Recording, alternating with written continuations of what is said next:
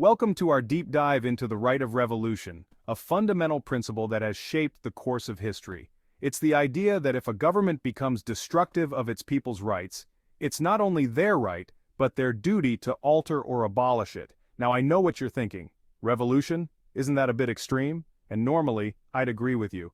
But we're not talking about storming the Capitol with torches and pitchforks, although, let's be honest, some days. Today, we explore the grievances that justify the need for change. Because the right to revolution isn't just about armed uprisings, it's about demanding accountability, transparency, and a government that truly serves its people. It's about recognizing that the power ultimately rests with us, the citizens. So buckle up, grab your tricorn hats, optional but encouraged, and let's dissect the issues that are pushing us closer to that boiling point, because folks, it's getting toasty in here. Let's talk about everyone's favorite subject, taxes, the lifeblood of government, they say. But what happens when that lifeblood starts to resemble a vampire bat, slowly draining us dry? From income tax to property tax, from sales tax to estate tax and death tax, it feels like we're constantly nickel and dimed for the privilege of existing. And where's all that hard-earned cash going, you ask? Well, some of it goes towards essential services, which is great. But then, there's that sizable chunk funneled into projects that seem, shall we say, less than essential, like gender studies in Pakistan and funding both sides in the Israeli-Gaza conflict, or billions to Ukraine. We're talking about bridges to nowhere, studies on the mating habits of earthworms, riveting, I know, and enough military hardware to fight off a Martian invasion. Now, I'm not saying we should live in a tax-free utopia where roads pave themselves and libraries run on good vibes alone. But when the average American works from January to April just to pay their tax bill, something's got to give. It's like being stuck in a bad relationship with a partner who keeps taking your money and promising a trip to Hawaii but then spends it all on scratch-off tickets and commemorative spoons. We deserve transparency. We deserve accountability. We deserve to know that our money is being used responsibly, not squandered on the governmental equivalent of a late-night online shopping spree. So the next time you see your paycheck and weep softly at the deductions, remember, this isn't just about money, it's about power. The power to hold our elected officials accountable for every penny they spend. The First Amendment, the cornerstone of American democracy, the guardian of free speech, the thing your Uncle Frank uses to justify his questionable Facebook rants. It's the principle that allows us to criticize the government, share our opinions, and engage in healthy, or, let's be honest, sometimes not so healthy debate. But lately it feels like that right is under attack. We've seen social media platforms, often at the behest of government officials, censoring viewpoints they deem misinformation or harmful.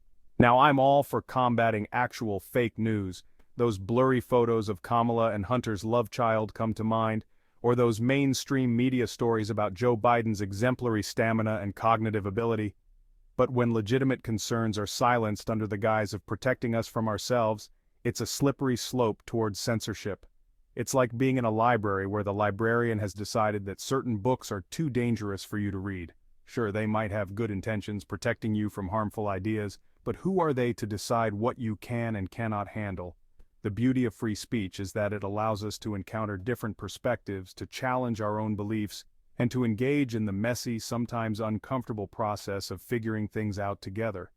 When we allow the government to dictate what we can say, read, or even think, we surrender a fundamental part of what makes us free. So let's make sure our voices are heard loud and clear, even if they sometimes stumble over a poorly conceived metaphor or two. Let's talk about another hot-button issue, the Second Amendment. Now, before you grab your pitchforks, again, really, it's metaphorical.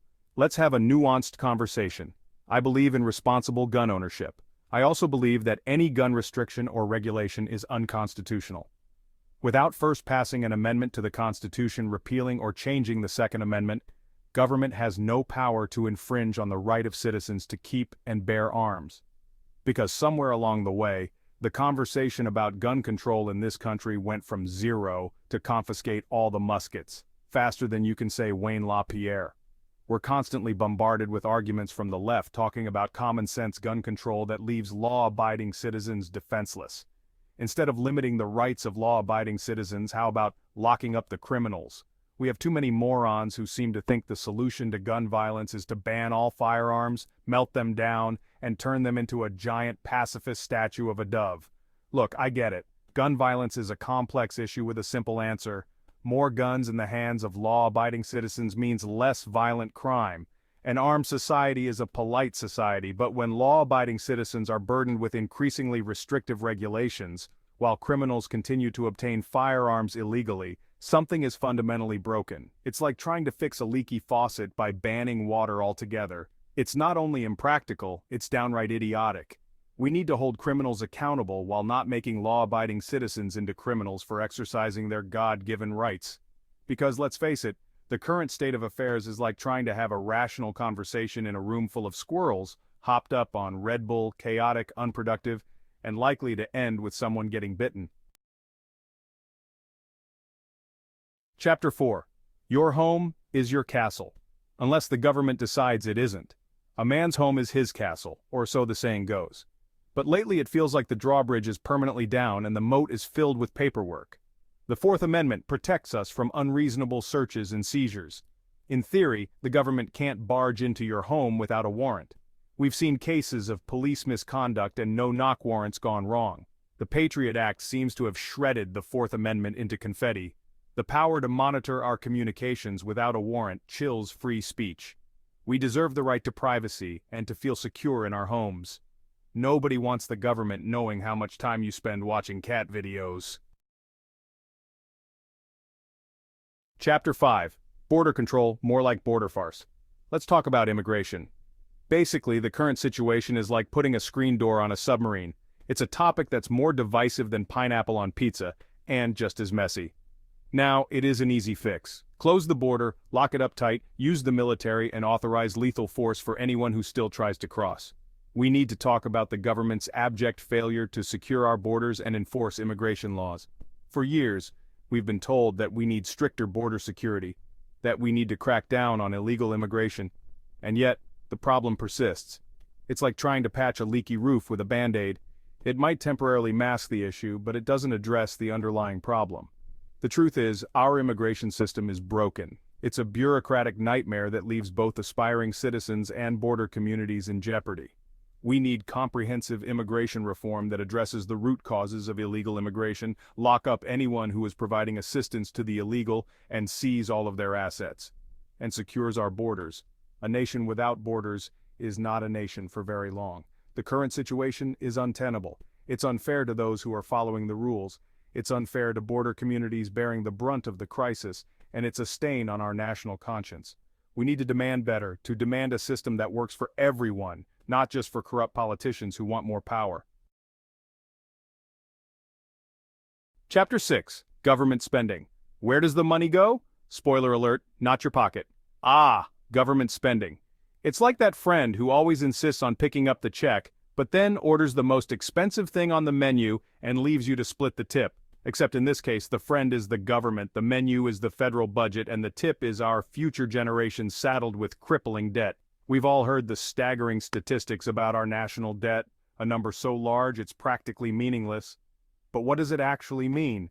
It means that for every dollar the government spends, a significant portion of it is borrowed money, money that our children and grandchildren will eventually have to pay back with interest. It's like taking out a payday loan on the back of a future job you don't even have. Irresponsible, unsustainable, and frankly, immoral. And where is all this borrowed money going? Well, some of it goes towards essential services, sure. But then there's the military-industrial complex, the endless wars, the subsidies for corporations that don't need them, and the pet projects of corrupt politicians more concerned with lining their pockets than serving their constituents. It's time for some fiscal responsibility, folks. We need to demand transparency in government spending, cut wasteful programs, and prioritize investments in education, infrastructure, and the well-being of our citizens. Because the current path we're on is unsustainable and will only lead to economic ruin. We need to stop mortgaging our future for the short-term gains of the present. Chapter 7. The power is yours. These grievances from taxation to immigration highlight the urgent need for change. If the government cannot fulfill its duties, if it becomes destructive of our rights, it is our right, our duty, to dissolve the government. Now, I'm not pushing for a revolution. You have to ask yourself, how much more are the American citizens willing to put up with from our corrupt government? It's about recognizing that the power ultimately lies with the people. Are we past the point of no return? Have the American citizens reached their breaking point? We need to hold our elected officials accountable, demand transparency, demand change, because in the words of the great Bob Dylan, the times they are a-changin'. If the government is unwilling to do its job, do we really need the government? The answer is simple, no we don't. Stay frosty, keep your head down and your powder dry.